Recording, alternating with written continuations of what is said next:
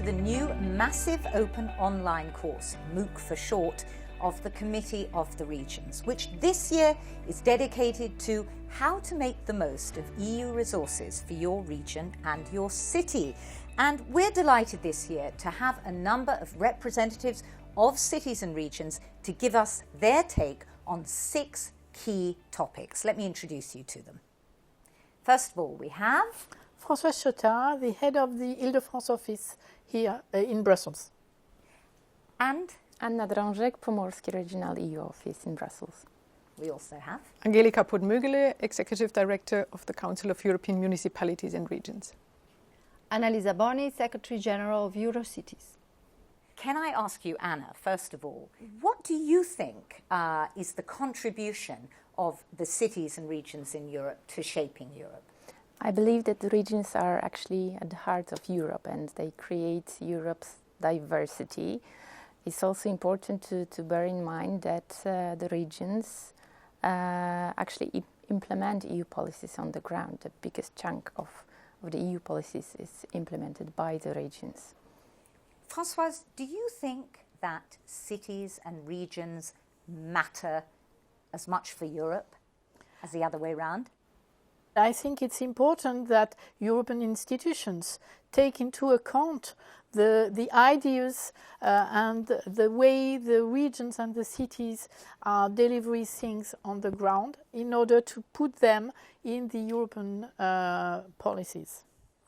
Annalisa, I wonder if I can ask you, how do you think cities and regions are shaping or contributing to the shape of Europe? First of all, it's essential that they shape Europe because they are the closest level of government to the ground.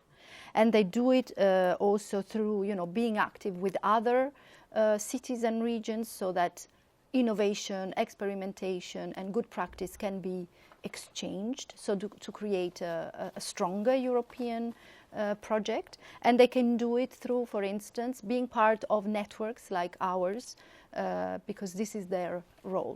Angelika, do you have something to add to this idea of the importance of the cities and regions in shaping Europe?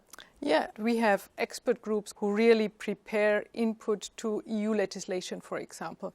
And really by doing this work, we contribute to the preparation and the decision-making process of concrete legislation and policy. And therefore, we contribute to the shaping of EU policies and legislation in a very concrete sense. To what extent do you think it's important for cities and regions to be actually working together? A very good example, for instance, is this alliance on cohesion policy.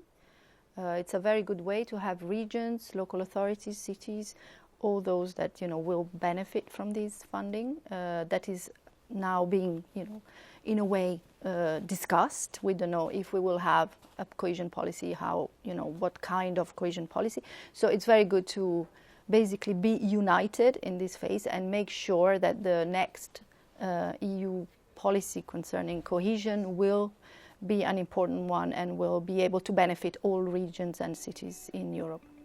Thank you very much. A strong message there from our representatives in cities that it's not just about working alone, but together.